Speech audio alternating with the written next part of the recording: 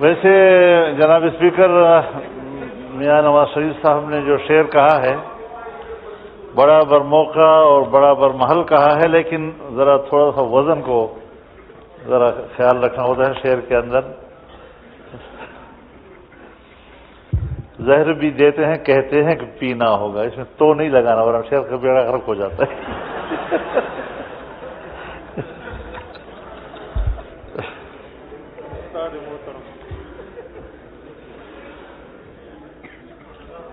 بسم اللہ الرحمن الرحیم نحمده ونصلي على رسوله الكريم اما بعد. جناب اسپیکر، میں نے آج اس ایوان کے سینئرز کی باتیں سنی، اس میں حقائق بھی تھے، تنقید بھی تھی، کچھ تلخی کا پہلو بھی تھا، لیکن میری گفتگو تنقید کے بدلے تنقید پر مبنی نہیں ہوگی، بلکہ تعریف کے بدلے تعریف پر مبنی ہوگی.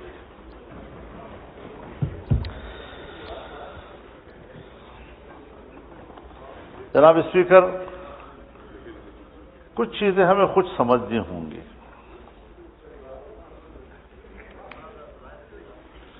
آج ہم جس موضوع پہ بات کرنے کے لیے بیٹھے ہیں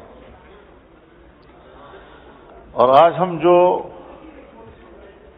آئینی ترمیم پاس کرنے جا رہے ہیں، اس کا آغاز کب ہوا، اس کا سبب کیا بنا؟ Please lower your voices. Thank you. جی یہاں ایک مسئلہ اٹھا تھا کہ سپریم کورٹ کے جج صاحبان کی مدت ملازمت میں اضافہ کر دیا جائے. ایک یہ بھی تجویز تھی کہ ججوں کی تعداد میں اضافہ کیا جائے، اور یہ بحث میڈیا میں زیادہ چلتی رہی. باضابطہ طور پر ہمارے سامنے ایسی کوئی بات نہیں آئی،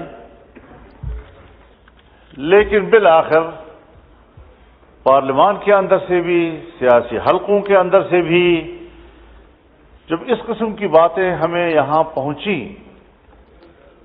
تو میں نے اس وقت اسی فلور پہ یہ عرض کیا تھا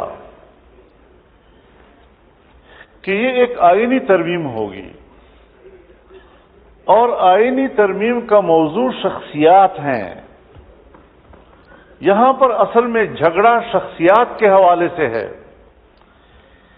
کہ اگر ایک جج ہے تو اس سے حکمران پارٹی گھبرا رہی ہے، اگر دوسرا جج ہے تو اس سے حزب اختلاف کی جماعت جو ہے وہ گھبرا رہی ہے، اور ایک کی کوشش یہ ہے کہ فلاں جج ہو، دوسرا کہتا ہے کہ فلاں جج ہو. اس چیز میں ایک مسئلہ پھنس گیا تھا، جس کے لیے میں نے عرض کیا تھا کہ آئینی ترمیم کو شخصیات کے تنازع میں یرغمال نہ بنایا جائے، بلکہ آئینی اصلاحات لائی جائے باقاعدہ طور پر، اور ملک کے عدالتی نظام کو ٹھیک کیا جائے. اب ظاہر ہے یہ میرا ایک تصور تھا، اور ہمارے مد نظر تھا یہ کہ 2006 میں جب پاکستان مسلم لیگ نون اور پاکستان پیپلز پارٹی کے درمیان جناب میاں نواز شریف صاحب کے اور جناب بینظیر بھٹو شہید صاحبہ کے درمیان چارٹر آف ڈیموکریسی یا میثاق جمہوریت پر دستخط ہوئے تو اس کو ایک پذیرائی ملی، اس کے مندرجات کو ایک پذیرائی ملی، اور اس کے اندر ایک آئینی عدالت کا تذکرہ تھا.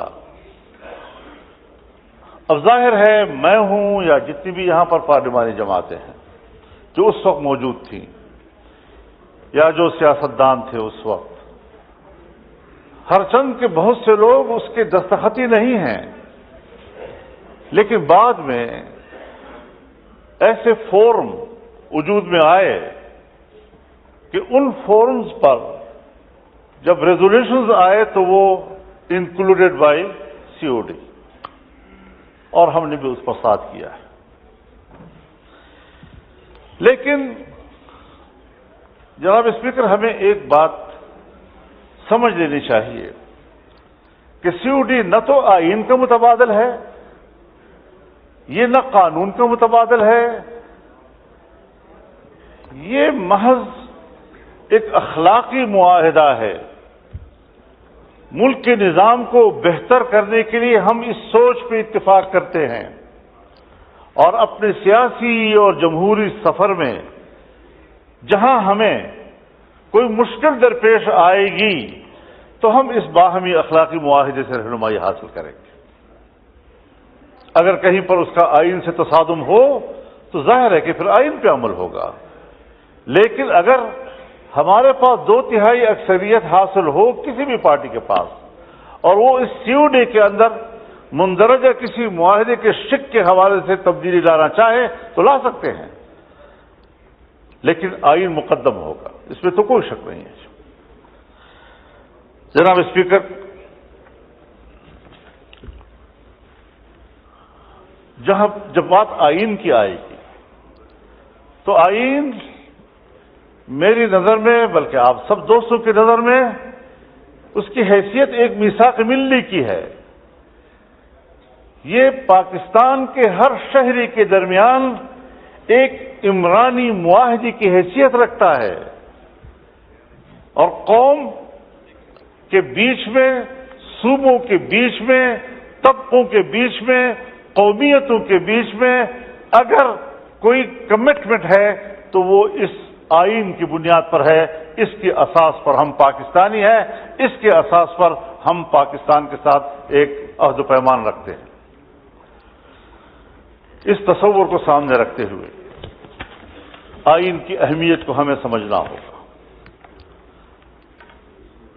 آئین ایک مستحکم دستاویز ہوتی ہے، اور جو دستاویز جتنی مستحکم ہو اتنا ہی اس کے اندر ترمیم و تغیر کرنا بھی ذرا مشکل ہوتا ہے۔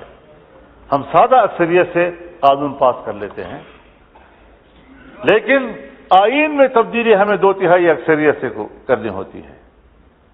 اگر ہم عذر شریعت دیکھ لیں، کتاب اللہ پوری امت کا سب سے زیادہ مستحکم دستاویز ہے۔ کسی کا مجال ہے کہ اس کے اندر ایک لفظ کا آگے پیچھے کر لے، زبر زیر کی تبدیلی کر لے؟ کسی پیغمبر تک کو بھی اجازت نہیں۔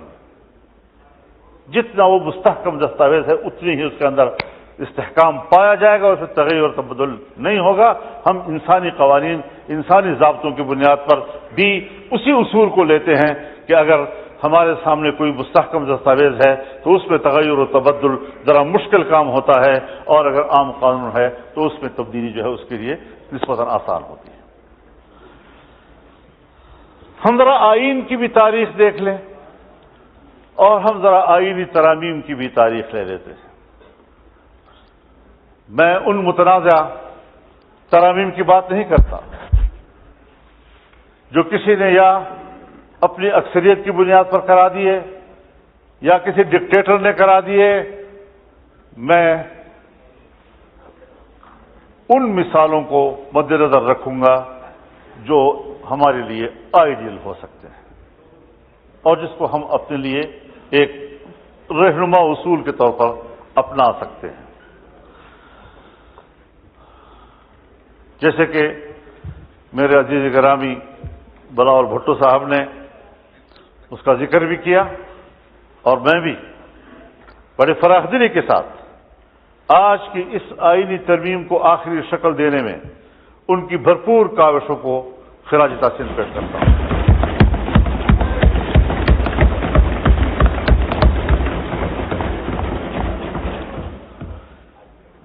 میں جہاں اپنے برخوردار جناب بلاول بھٹو صاحب کی کوششوں کو خراج تحسین پیش کرتا ہوں. میں جناب میاں نواز شریف صاحب، جناب شہباز شریف صاحب، جناب نذیر تارڑ صاحب، جناب اسحاق ڈار صاحب اور یقیناً ان کاوشوں میں میرے ساتھ پاکستان تحریک انصاف بھی شامل رہی ہے.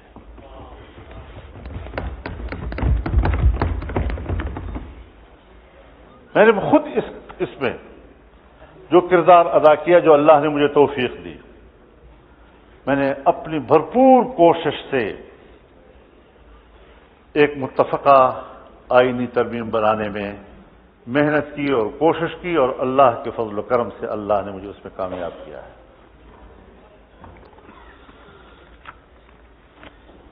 جناب اسپیکر، جب آئین بن رہا تھا اس وقت کا سیاسی ماحول کیا تھا؟ ملک ٹوٹ چکا تھا. ملک کے ٹوٹنے پر سیاسی اختلافات تھے، کون ذمہ دار ہے اس کا؟ اور یہ کوئی معمولی حادثہ نہیں تھا. ہم فوری طور پر ایک باقاعدہ مستقل آئین نہیں بنا سکے، ہم ایک عبوری آئین کی طرف گئے اور کچھ عرصہ عبوری آئین حکمران تھا. ٹوٹ گیا تھا. 2 صوبوں میں نیشنل عوامی پارٹی اور جمعیت علماء اسلام کے اتحاد سے حکومتیں بنی، اور 2 صوبوں میں پنجاب اور سندھ میں پاکستان پیپلز پارٹی کی حکومت بنی.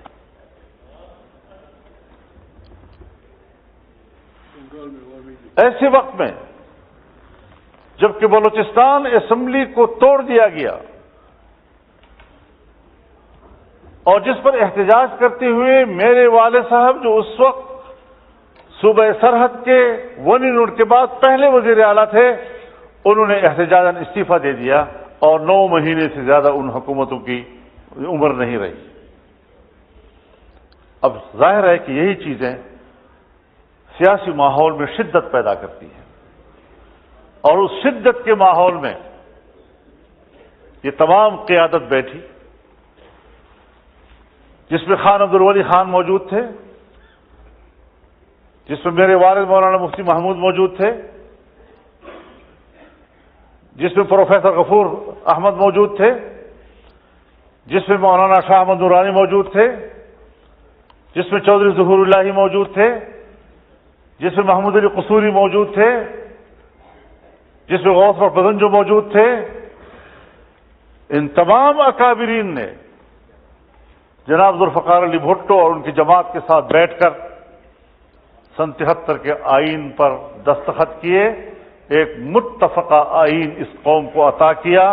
بکھرے ہوئے سیاسی ماحول میں انہوں نے جس ذمہ داری اور بالغ نظری کا مظاہرہ کیا، وہ ہمارے لیے آج ایک مثال ہے، مشعل راہ ہے، اور ہمارا فرض ہے کہ ہم ان کو ایک اچھے مثال کے طور پر پیش کر کے اس کی پیروی کریں. جناب اسپیکر، یہ بڑے لوگ تھے، اب وہ نہیں ہیں. اب ہم جیسے ناکارہ لوگ بھی بڑے کہلاتے ہیں. مجھ سے عمر میں بھی بڑے ہیں، مجھ سے تجربے میں بھی بڑے ہیں. خواجہ صاحب پھر بھی مجھے وہ بزرگ کہتے ہیں. ابھی میں جوان ہوں، بزرگ نہیں ہوں.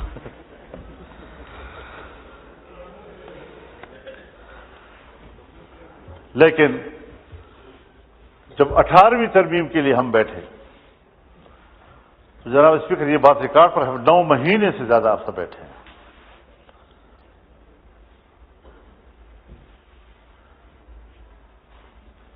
میاں رضا ربانی صاحب اس کی چیئر کر رہے تھے، ہمارے اسحاق ڈار صاحب اس میں موجود تھے، فاروق ستار صاحب اس میں موجود تھے، ان کے ساتھ ان کی ٹیمیں موجود تھیں، اور ہم نے 9 مہینے گزار کر ماضی کے تمام خرابیوں کو آئین سے نکالنے کے لیے کام کیا. ہم متفقہ نتیجے پر پہنچے، اور اس میں بھی کوئی شک نہیں ہے کہ عدلیہ کے حوالے سے اس وقت ججز کے تعین کے لیے پارلیمنٹ کو ایک کردار دیا گیا، لیکن بہت جلدی ہی 19ویں ترمیم کے ذریعے سے وہ واپس لے لیا گیا۔ میں آج پھر یہ کہنا چاہتا ہوں کہ ہمیں اپنا محاسبہ کرنا چاہیے، اس پارلیمنٹ کو اپنا محاسبہ کرنا چاہیے، اس ایوان کو اپنا محاسبہ کرنا چاہیے، اور زعماء قوم جو اس سے پہلے میرے ساتھ اجلاسوں میں اکٹھے بیٹھتے رہے ہیں اور جنرل ضیاء الحق کے زمانے سے لے کر آج تک ہم مسلسل جدوجہد میں ایک دوسرے کے ساتھ رہے ہیں، میں ان کے سامنے یہ سوال رکھتا تھا کہ جنرل ضیاء الحق کے زمانے سے ہم جمہوریت کی بات کرتے ہیں، جمہوریت کی جنگ لڑتے ہیں، جمہوریت کو طاقتور بناتے ہیں، لیکن عملاً آمرانہ قوتیں مضبوط ہوئی ہیں اور جمہوریت کمزور ہوئی ہے۔ کیا کبھی ہم اس پر سوچیں گے؟ کیا بطور ایک سیاسی کارکن کہ ہم نے ایک دن اس پر غور کرنا ہے؟ جناب اسپیکر، میں متنازع باتیں آج نہیں چھیڑنا چاہتا۔ اس آئین کے ترمیم کے حوالے سے پہلے مسودہ اور آج جس جگہ پر وہ پہنچ رہا ہے، اس میں فرق خود واضح ہے اور اس پر ہر شخص خود تبصرہ کر سکتا ہے، مجھے ضرورت نہیں ہے کہ میں اس پر تبصرے کروں۔ ابتدائی مسودہ 56 کلازز پر مشتمل تھا، اور جب اس کو حتمی شکل دی گئی تو یہ 22 کلازز کا ایک ترمیمی بل بنا ہے۔ یہ کانٹ شانٹ یہ نظریاتی بنیادوں پر ہوئی، ایسی چیزیں اس میں موجود تھیں کہ جس میں ہم جمہوری لوگ، پارلیمانی لوگ جمہوریت کو مستحکم کرنے کے دعوے کے ساتھ جمہوریت کا قتل کر رہے تھے۔ معافی چاہتا ہوں، میں آپ کا برابر کا شریک ہوں، خطائیں اگر ہماری ہیں وہ ایسی نہیں ہے کہ ہم ایک دوسرے کو الزام دیتے رہیں۔ آج اگر پاکستان تحریک انصاف کے ساتھی شکایت کر رہے ہیں، ان کا لیڈر جیل میں اس حالت میں ہے، اور چونکہ کل ہی آپ ملاقات کر چکے ہیں، ملاقات کر کے بھی آئے ہیں، تو اس ملاقات کی فوری خبر جو ان کی طرف سے آئی وہ واقعی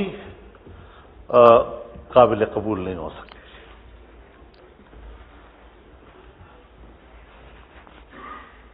جلسے اجتماعات وہ ایک جمہوری حقوق ہیں، اگر جمہوری حقوق میں کے دائرے میں کوئی فیصلہ کرتا ہے، جلسہ کرتا ہے، اس کو جلسے کا حق ہے، لیکن میں ایک بات واضح کر دینا چاہتا ہوں کہ اگر میاں نواز شریف صاحب پر ظلم ہوتا ہے، میاں شہباز شریف صاحب پر ظلم ہوتا ہے،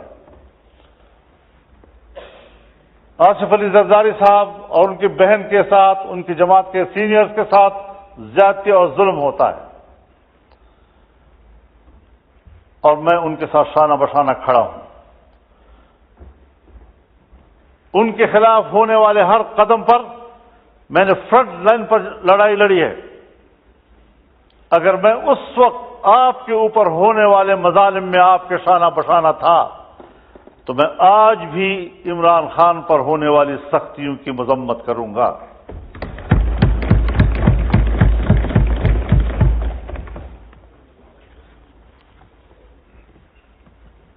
اس میں کوئی شک نہیں ہے کہ ایسے حالات پیدا کیے گئے کہ اپوزیشن تقسیم ہو جائے، لیکن میں نے نہ حکومت اور اپوزیشن کو تقسیم ہونے دیا ہے، اور نہ اپوزیشن کو آپس میں تقسیم ہونے دیا ہے، اور نہ پیپلز پارٹی اور مسلم لیگ کو آپس میں تقسیم ہونے دیا ہے۔ میں نے پیپلز پارٹی سے بھی، بلکہ حکومت سے بھی درخواست کی تھی کہ آپ یہ مسودہ شنگھائی کوآپریشن کانفرنس کے بعد کریں۔ میں نے پی ٹی آئی سے بھی درخواست کی تھی کہ ان دنوں میں آپ کسی قسم کا کوئی مظاہرہ نہ کریں. کیوں؟ باہر سے مہمان آ رہے ہیں. مہمان ویسے بھی قابل قدر ہوتا ہے. گھر میں بھی اگر بھائیوں کے اندر اور عزیزوں کے اندر میں تھوڑی سی کوئی خلش ہوتی بھی ہے تو بھی جب مہمان آتا ہے تو وہ مل کر اس کی خدمت کرتے ہیں, اس کی عزت کرتے ہیں. تو پھر گھر کے داخلی اختلافات اور ناراضگیاں بھول جاتے ہیں. یہ ہمارے معاشرے کا اساس ہے اور میں نے اسی بنیاد پر یہ بات کہی تھی. میں شکر گزار ہوں جناب شہباز شریف صاحب کہ آپ نے اس مسودے کو ان دنوں میں اس پر کام کرنا چھوڑ دیا اور اس کو مؤخر کر دیا تھا.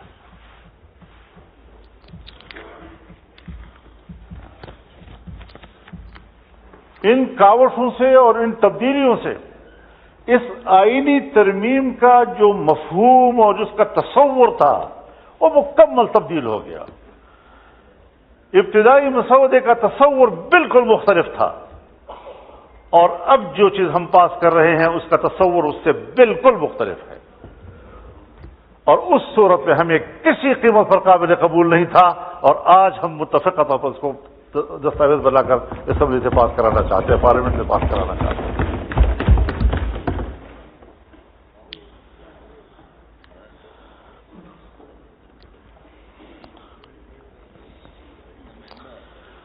ہم آج بھی ایک بات کہنا چاہتے ہیں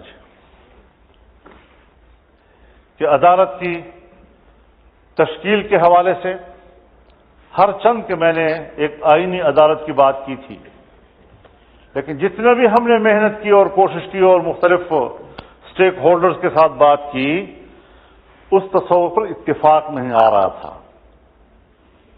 کوئی کہہ سکتا ہے کہ وہ آئیڈیل ہے, اس طرح ہونا چاہیے. میں آج بھی اس نظریے کے ساتھ جنگ نہیں لڑ رہا ہوں, لیکن یہ جمہوریت ہے, انقلاب نہیں.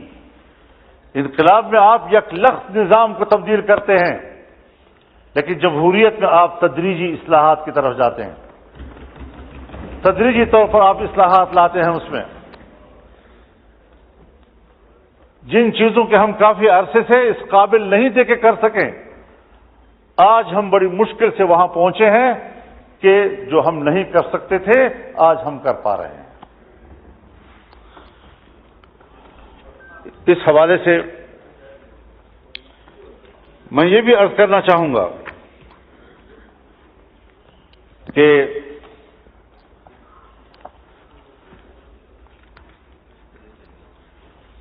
پارلیمنٹ کو ایک بہت بڑا شرف حاصل ہو رہا ہے. اس پورے پارلیمنٹ کو ایک شرف حاصل ہو رہا ہے اور پوری پارلیمنٹ جو اسلامی جمہوریہ پاکستان کی پارلیمنٹ ہے اور پاکستان کے عوام جس کی اکثریت مسلمانوں کی ہے, جو دو قومی نظریے کی بنیاد پر معرض وجود میں آیا تھا, اور آج وہ فیصلہ دے رہی ہے کہ 2028 کے بعد ملک کے اندر ہر طرح کے سودی کاروبار اور معاملات یہ ممنوع ہوں گے اور کاروبار استعمال ہوں گے.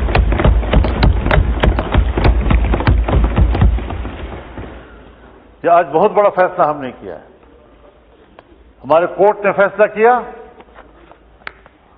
1997 میں فیصلہ کیا, لیکن نظر ثانی کیسوں کے نتیجے میں آج تک اس کے کوئی فیصلہ نہیں آ سکا. ابھی پھر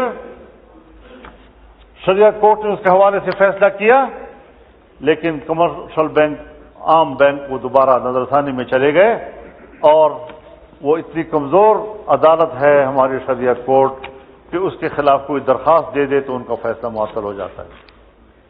اب اس کو مضبوط بنانا ہے اور اللہ تعالی نے بڑے واضح طور پر فرمایا ہے, یا ایھا الذین آمنوا اتقوا اللہ وذروا ما بقی من الربا ان کنتم مؤمنین, کہ اللہ سے ڈرو اور تمہارے ذمہ جو سود کا کوئی مال ہے اس کو چھوڑ دو اگر تم ایمان والے ہو, اور اگر نہیں کرتے وَإِن لَّمْ تَفْعَلُوا فَأْذَنُوا بِحَرْبٍ مِّنَ اللَّهِ وَرَسُولِهِ، اگر تم یہ کاروبار نہیں چھوڑتے تو پھر اللہ کے ساتھ جنگ کے لیے تیار ہو جاؤ۔ اور مفسرین نے لکھا ہے کہ سودی کاروبار کرنے والے آخرت میں جب اللہ کے سامنے پیش ہوں گے تو اللہ کہے گا تلوار اٹھاؤ، لڑو میرے ساتھ، جنگ کرو میرے ساتھ اگر تیرے اندر ہمت ہے تو۔ کیا وہ اللہ کے سامنے تلوار اٹھا سکے گا؟ لیکن اللہ اسی پر اس کو شرمندہ کرے گا اور ذلیل کرے گا کہ تم نے دنیا میں سودی کاروبار کیا تھا، اب اٹھاؤ نا تلوار، میں نے تو تیرے خلاف جنگ کا اعلان کر دیا تھا۔ تو اس حوالے سے میں شکر گزار ہوں کہ حکومت میں شامل تمام جماعتوں نے ہمارے اس ترمیم کو قبول کر لیا ہے، اور ہم اللہ سے من حیث القوم معافی مانگیں، اور یہ پارلیمنٹ قوم کی نمائندہ ہے۔ ہم جب یہاں پر بیٹھ کر اس 77 سالوں کا جرم اس پر اللہ سے معافی مانگیں گے تو اللہ غفور الرحیم ہے، انشاءاللہ وہ پورے قوم کو معاف کر دے گا۔ ہر بات یعنی آپ خود اندازہ لگائیں، جب پاکستان بنا اور ہم نے اسٹیٹ بینک آف پاکستان بنایا تو اسٹیٹ بینک آف پاکستان کی افتتاحی تقریب سے قائد اعظم محمد علی جناح نے خطاب کرتے ہوئے فرمایا کہ مغرب کے نظام معیشت نے ہمارے لیے مشکلات پیدا کی ہیں، بلکہ انسانیت کے لیے مشکلات پیدا کی ہیں۔ ہم ملک میں وہ نظام معیشت لائیں گے جو اسلامی تعلیمات کے مطابق ہوگا۔ ہر بات پہ ہم قائد اعظم کا حوالہ دیتے ہیں، یہاں ہمیں ان کا حوالہ کیوں بھول گیا؟ ہم نے کیوں اس ملک کے نظام کو ٹھیک نہیں کیا؟ تو یہ بھی آج اس ترمیم کی بہت بڑی کامیابی ہے، اور ساتھ میں شریعت کورٹ کے فیصلے جو لامحدود وقت کے لیے معطل رہتے تھے، اب اسے 1 سال تک کے لیے اس کی حد مقرر کر دی ہے کہ اگر 1 سال کے اندر تک اس کا فیصلہ نہ ہوا تو پھر آگے جا کر سپریم کورٹ اس پر کوئی رائے دے سکے گا، لیکن وہ پابند ہوگا اس کا۔ اور شریعت کورٹ کے اندر کے ججز وہ اپنی کورٹ کا چیف جسٹس نہیں بن سکتا تھا، آج کے بعد وہ خود اپنے عدالت کا چیف جسٹس بن سکیں گے۔ اسی طریقے سے اگر شریعت کورٹ کے فیصلے کے خلاف اپیل کی گئی اور 1 سال میں کوئی فیصلہ نہ آیا اس اپیل کے حوالے سے، تو شریعت کورٹ کا فیصلہ خود بخود مؤثر ہو جائے گا۔ یہ بھی ایک بڑی مثبت پیش رفت ہے اس حوالے سے، اور میں شکر گزار ہوں کہ ہماری اس وقت جو حکومت میں بیٹھے ہوئے اراکین ہیں انہوں نے اس کو حمایت بخشی ہے۔ اس حوالے سے اسلامی نظریاتی کونسل کی سفارشات، ہم سن 1973 کے آئین کی بات کرتے ہیں، ہم سن 1973 کے آئین کی ترامیم کی بات کرتے ہیں۔ سن 1973 کے آئین کے بنتے ہی اسلامی نظریاتی کونسل قائم ہوئی۔ سوال پیدا ہوا کہ جب ہم نے آئین میں کہہ دیا ہے کہ اسلام پاکستان کا مملکتی مذہب ہوگا، جب ہم نے آئین میں کہہ دیا ہے کہ تمام قوانین قرآن و سنت کے تابع ہوں گے، جب ہم نے آئین میں کہہ دیا ہے کہ کوئی قانون قرآن و سنت کے خلاف نہیں ہوگا، شریعت کے مطابق قانون، اب یہاں پر تو مسلکی اختلافات ہیں، مذہبی اختلافات ہیں، کس فرقے کے قواعد و ضوابط اور ان کے فقہ کے تابع قانون بنے گا؟ تو یہ ایک کونسل بنائی گئی جس میں تمام مکاتب فکر کے علماء کی نمائندگی، ماہرین قانون و آئین، ریٹائرڈ ججز اس کے رکن بنے۔ لیکن آج 2024 تک سن 73 میں بنے ہوئے اسلامی نظریاتی کونسل کی سفارشات پر جو کہ مکمل ہو چکے ہیں، ایک قانون سازی بھی نہیں ہوئی، ایک قانون سازی بھی۔ کیا یہ ہم سب کے لیے باعث شرم بات نہیں ہے؟ تو اس حوالے سے آج حکومتوں کو از روئے آئین و دستور پابند کیا جا رہا ہے کہ 1 سال کے اندر اندر آپ کو ایوان میں بھی پیش کرنا ہوگا اور ایوان اس سفارشات پر قانون سازی کے لیے غور شروع کرے گا، بات بھی کرے گا اس کے اوپر۔ اور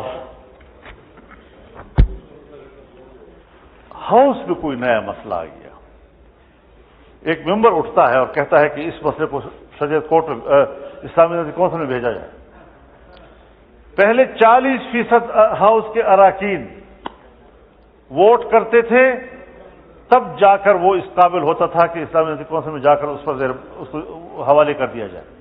اب اس کو آسان بنایا گیا، 25% پر لایا گیا ہے۔ تو یہ بھی ایک بڑی کامیابی ہے، ایک پیش رفت ہے کہ ہم کچھ اس ملک کی اسلامی شناخت کی طرف آگے بڑھ رہے ہیں۔ اور آج کی اس ترمیم میں ان باتوں کی شمولیت کے بعد میں سمجھتا ہوں کہ اس ایوان نے 77 سال سے ہم جس چیز کے منتظر تھے اس حوالے سے ایک مؤثر پیش رفت کی ہے، اور اس پر پورا ایوان مبارکباد کا مستحق ہے۔